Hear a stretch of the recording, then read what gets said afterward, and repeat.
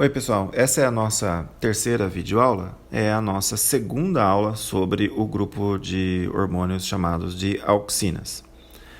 O que a gente vai ver nessa aula é a continuação então do programa sobre esse hormônio. Nós vimos na aula passada biossíntese e metabolismo. Nós vimos que a auxina é sintetizada a partir do triptofano. A principal enzima envolvida na biossíntese de auxina são os produtos dos genes yucca, são monoxigenases que vão fazer essa transformação. E nós vimos que o local de síntese das auxinas é nos meristemas caulinares e nas folhas jovens. Então vocês estão vendo nesse esquema aí meio tosco de uma planta em corte longitudinal, né? O meristema apical caulinar está lá em cima e a raiz está lá embaixo. Essa parte verde aí é o sítio principal de biossíntese de auxina. São os meristemas caulinares e as folhas jovens. Lembrem-se que a auxina não fica aí, a auxina ela é transportada pelas proteínas PIN. A PIN1 é a principal proteína de efluxo de auxina que vai tirar a auxina que está no meristema apical caulinar e transferir ele em direção à raiz pelo centro da planta. Chegando no meristema da raiz, outras PIN, a PIN3 e a PIN4, é que vão fazer o redirecionamento dessa auxina em direção à periferia da ponta da raiz, e a proteína PIN2 é que vai fazer o transporte de volta para o ápice da planta.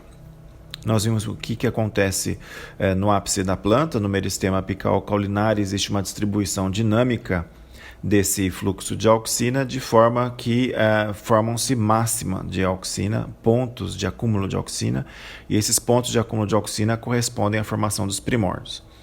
Uma vez que o primórdio começa a se desenvolver, existe um refluxo dessa auxina pelo centro do primórdio em direção à raiz de novo, reconectando então todo esse sistema de fluxo. Então vocês observam nesse esquema que existe então um fluxo de auxina pela planta do meristema apical caulinar em direção à raiz. Esse fluxo promovido pela PIN1 é o fluxo mais intenso, então existe um grande fluxo de auxina em direção à base da raiz, e o fluxo promovido pela PIN2 em direção ao ápice da planta é um pouquinho mais lento, um pouquinho mais moroso, então, mas existe também, obviamente, esse fluxo em direção à parte superior da raiz.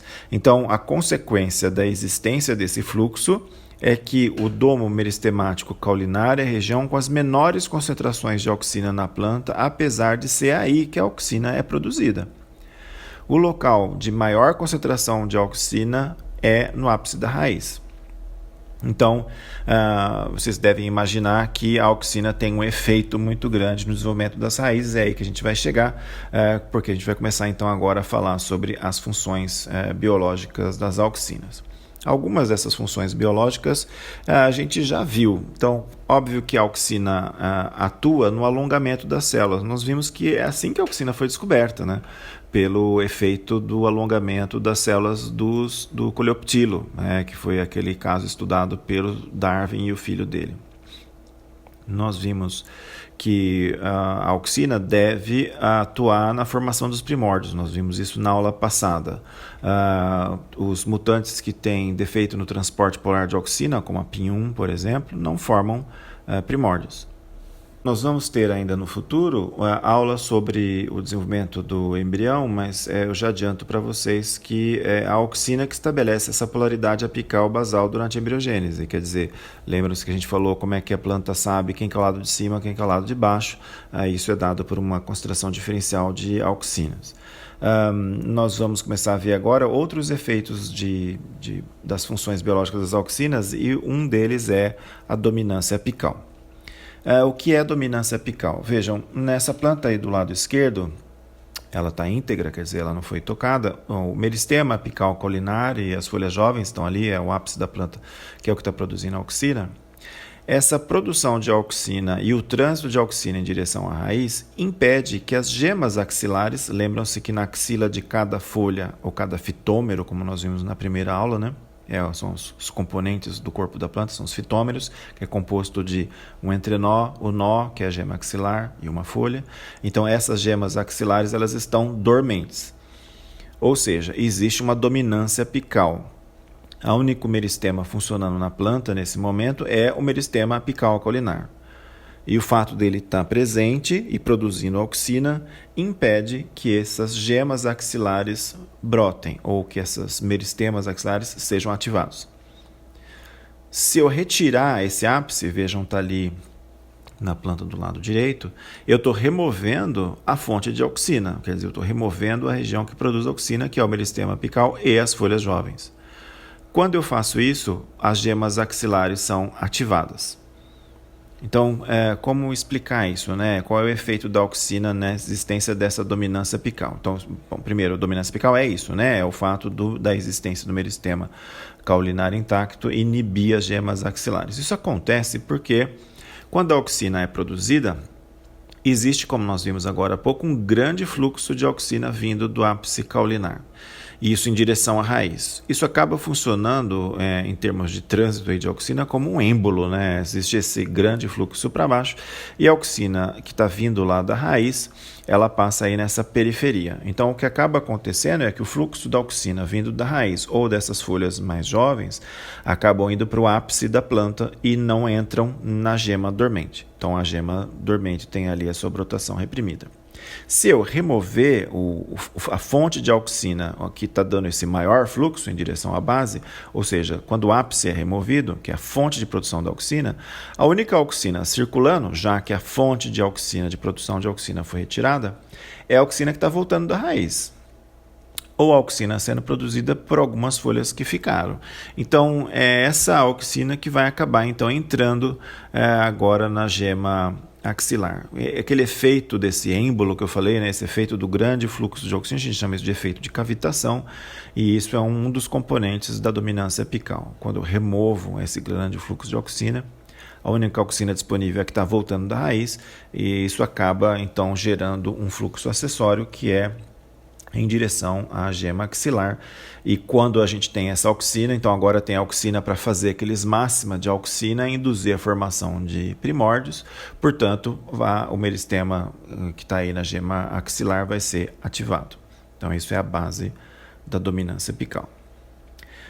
Como nós vimos, a maior concentração de auxina é na ponta da raiz. Então, isso deve haver um efeito na produção de raízes. Isso é a fundamentação teórica ou fisiológica do enraizamento de estacas. Nós vamos ter uma aula específica de propagação vegetativa, mas isso faz parte do senso comum. Vocês devem saber que existem plantas que a gente consegue fazer mudas, né, ou propagar vegetativamente através de estacas. Estaca é um pedaço do caule da planta. Então, acho que todo mundo já viu, algum parente ou já fez isso, né, produzindo mudas de roseira ou de uma primavera ou alguma outra coisa assim. Isso se faz cortando um pedaço do caule e colocando isso na terra para enraizar. Como que isso funciona? Como que essas raízes vão se regenerar? Vejam, lembrem-se que ali nesse corte que foi feito nesse material aí, existe um fluxo de auxina vindo de lá do meristema apical caulinar e das folhas jovens, em direção à base da planta. Como você cortou o caule, você interrompeu o fluxo em direção à raiz. Então vai haver um acúmulo de auxina na base cortada ali dessa estaca, né, desse pedaço dessa planta. Então, a hora que você coloca isso no vaso, ao longo do tempo vai haver um acúmulo de auxina ali. É esse acúmulo de auxina, o aumento da concentração de auxina nesta região da planta, é que vai induzir a formação das estacas, a formação de raízes nas estacas, o enraizamento dessas estacas. Então vejam que nós podemos inclusive mergulhar essas estacas numa solução de auxina e isso vai induzir, quanto maior a concentração de auxina, maior a formação de raízes. Nós vamos ver isso, vocês vão ver isso em vídeos da aula prática. Nós faríamos isso, né, se a gente pudesse estar aí na Unicamp fazendo isso, mas vocês vão ver nos vídeos como isso é feito. E isso é inclusive feito comercialmente, para produção comercial de mudas, geralmente existe dessa forma que é feito, com auxílio inclusive de auxinas exógenas, mergulhando as estacas em auxina. Mas mesmo que você não mergulhe em auxina exógena nenhuma, é isso que acontece naturalmente. Então lembre-se que o enraizamento natural das estacas é feito pela auxina produzida pela própria planta. O meristema apical caulinar e as folhas jovens produzem auxina, que é transportado pela pinhum em direção à base da planta. Como houve o corte, existe o acúmulo de AIA, né, o acúmulo de ácido indol acético, na ponta dessa estaca, e esse aumento da concentração de auxina é que vai induzir a formação de raízes. Então, esse provavelmente é um dos principais papéis biológicos da auxina. A auxina é conhecida como o hormônio do enraizamento. O aumento da concentração de auxina em qualquer parte da planta vai induzir a formação de raízes. Inclusive, é um hormônio muito usado em cultura de tecidos, porque se você cortar um pedaço de uma folha, um pedaço qualquer vivo da planta, colocar isso no meio de cultura que tem auxina, você vai induzir a produção, a formação, a diferenciação, a morfogênese de raízes. Um papel biológico um pouco menos conhecido das auxinas é o estímulo do crescimento dos frutos. Eu vou confessar para vocês, isso é uma espécie de um rodapé de página do Tais, mas como está lá, eu estou passando isso para vocês. Esse é o caso clássico do morangueiro, né? Lembre-se que essa parte vermelha do morango é o receptáculo floral, né? O fruto verdadeiro são esses frutos secos, entre grandes aspas, né? As sementinhas ali do morango. Na verdade, isso são os frutos verdadeiros, são os aquênios. Se você remover os aquênios antes do fruto amadurecer, ele vai acabar morrendo, ele não vai amadurecer, a parte vermelha, né? Se você remover parcialmente os aquênios, a parte vermelha ainda vai se desenvolver. Então, existe aí um aumento da produção de auxina que é induzido pelos próprios frutos para a formação dessa parte vermelha. De novo, isso é um detalhe, tá? Isso aí não é tão conhecido assim. O principal papel biológico da auxina é mesmo na formação de primórdios e na formação de raízes, tá bom? Vamos passar agora ao mecanismo de ação. Só lembrando, né, o que é mecanismo de ação? O mecanismo de ação é a forma como as auxinas vão atuar na transcrição diferencial de genes. Lembrem-se que o mecanismo de ação das auxinas, mas de todos os hormônios, é sempre esse. O efeito de um hormônio é sempre ligar e desligar genes. Ele sempre vai promover a mudança biológica através de uma ação molecular sobre a transcrição de genes. Tá? Isso vai valer para todos os hormônios. Então vamos lá. Normalmente, lá no núcleo, os genes que são controlados ou que responderiam por auxinas, eles estão desligados. O que isso quer dizer? Vejam, qual é o papel biológico principal das auxinas? Induzir raízes. Então, se a concentração de auxina for baixa, os genes que induzem raiz estão desligados, certo? Então é isso que a gente está vendo aí. O gene que é controlado por auxina, ou que seria ligado por auxina, permanece desligado se a concentração de auxina for muito baixa. Por que isso acontece? Porque os fatores de transcrição, que seriam aquelas moléculas que ligariam o gene, são fatores de transcrição responsivos à auxina, isso quer dizer ARF, Auxin Responsive Factor, fatores responsivos à auxina. Eles estão bloqueados por um inibidor da transcrição que se chama AUX-IAA. Então vejam, o AUX-IAA é uma proteína, é uma molécula que é um repressor de transcrição. Ele se liga ao RF, que é o fator de transcrição induzido por auxina, e impede que ele haja, que ele funcione. Quando a concentração de auxina começa a aumentar, ela atinge um limite em que o receptor consegue reconhecer ela. O receptor de auxina mais conhecido é o TIR1. TIR1 é uma proteína, é um complexo, na verdade, de proteínas que compõem o receptor. E ele vai reconhecer, então, a molécula de auxina e ele vai se modificar em termos da sua formação tridimensional e com isso vai recrutar, ele vai interagir com um complexo de biquitinação chamado SCF-TIR1. Só um detalhe, esses nomes e esse processo vocês têm que realmente saber, tá? Vocês têm que memorizar isso daí, porque isso é importante, vocês vão ser cobrados disso depois. Então veja, TIR1 é o principal receptor de auxinas. Ele vai se ligar à molécula de auxina e com essa ligação ele se muda estruturalmente e recruta ou interage com o complexo de biquitinação SCF-TIR1. Vejam que essa parte azulzinha ali, aquele monte de bolinhas azuis, eu estou representando isso como uma poliubiquitina. Tá? Quando isso acontece, essa interação acontece, o TIR1 vai levar esse complexo para um AUX-IAA. E a SCF-TIR1, que é o complexo de biquitinação, vai ubiquitinar o AUX-IAA. Quando uma proteína é ubiquitinada, geralmente isso é uma sinalização para que essa proteína seja degradada pelo proteassoma celular. Então, Aumentando a concentração de auxina, a auxina se liga ao TIR1. O TIR1 recruta, por causa disso, o SCF-TIR1, que é um complexo de poliubiquitinação. E o SCF-TIR1 passa a poliubiquitina para o AUXIA. Quando o AUXIA é ubiquitinado, ela é degradada. Ora, se o AUXIA foi degradado e era essa molécula que estava impedindo o RF de funcionar, o RF livre do AUXIA, então fica ativo e passa a ligar a transcrição de um gene que seria então controlado por auxina. Então é desta forma que a auxina induz a transcrição de genes. Ela faz isso degradando um complexo, o AUXIA, que era um complexo de inibição do fator de transcrição do RF. Ou seja, aumentando a concentração de auxina, eu ligo os genes que são controlados por auxinas. Esse sistema pode parecer um sistema pouco eficiente, porque para eu ligar o gene, eu preciso desligar o que estava desligando o gene. Não sei se vocês entenderam, mas ao invés da auxina simplesmente promover a formação do RF, o RF vai lá e liga, o que a auxina faz é desligar o AUXIA, degrada o AUXIA para ligar o RF. Vocês podem pensar assim, nossa, mas isso é um gasto de energia muito grande pela célula, porque a célula vai ter que produzir o AUXIA para depois degradar o AUXIA. E isso não é bem assim, isso é um mecanismo extremamente eficiente de ativação. Então vejam, por que isso é um mecanismo eficiente? Vamos fazer uma analogia com a aceleração de um carro. Eu posso acelerar um carro simplesmente pisando no acelerador, então eu estou ativando, a aceleração do carro e o motor vai começar a rodar cada vez mais rápido, acelerar e o carro acelera.